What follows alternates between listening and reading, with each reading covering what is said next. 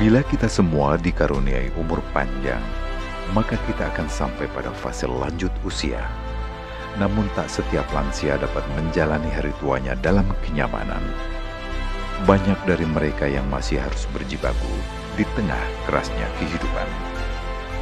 Di Indonesia ada sekitar kurang lebih 12,6 juta lansia berada dalam status sosial prasejahtera. Mereka tinggal di rumah sangat sederhana dengan konsumsi per kapita di bawah 50.000 per hari. Fakta miris itulah yang melandasi berdirinya Lembaga Kesejahteraan Sosial Lanjut Usia Wisma Lansia Raden Rahmat di awal tahun 2018 lalu. Masa awal berdiri, Wisma Lansia menempati kediaman Ahmad Winarno selaku penggagas LKS LU Wisma Lansia Raden Rahmat. Di bangunan sederhana berdinding kayu berlantai tanah itulah unggah awal cita-cita luhur ditancapkan, yaitu memuliakan para lansia. Seiring berjalannya waktu, dukungan pun mengalir. Dari awalnya yang hanya melayani 8 lansia, kini melayani 665 lansia dalam asrama dan di luar asrama. Tentu angka tersebut masih jauh dari jumlah lansia prasejahtera di Indonesia, khususnya di Kecamatan Banyu Biru yang mencapai 3.500 lansia. Berbeda dari umumnya, Wisma Lansia Raden Rahmat tidak hanya melayani lansia dari aspek fisik dan kesehatan, namun juga dari aspek psikologis dan layanan spiritual, melalui pesantren yang dikhususkan bagi orang tua.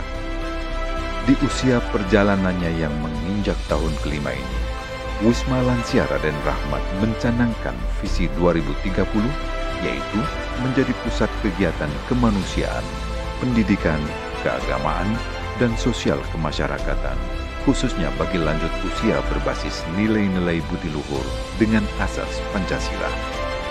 Kami berkolaborasi dengan berbagai pihak, terus berkomitmen untuk memberikan layanan bagi yang membutuhkan pelayanan kesejahteraan sosial lanjut usia melalui 5 misi.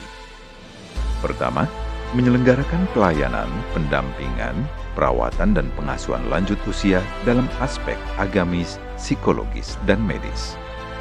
Kedua, menyediakan hunian, sarana dan prasarana pembinaan spiritual yang layak bagi lanjut usia.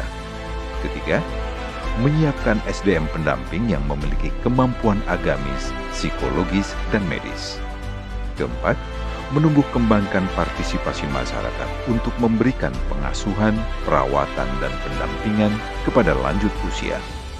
Dan kelima, mendorong terbentuknya jejaring komunitas dan kerelawanan lanjut usia, baik untuk skala lokal, nasional, dan internasional.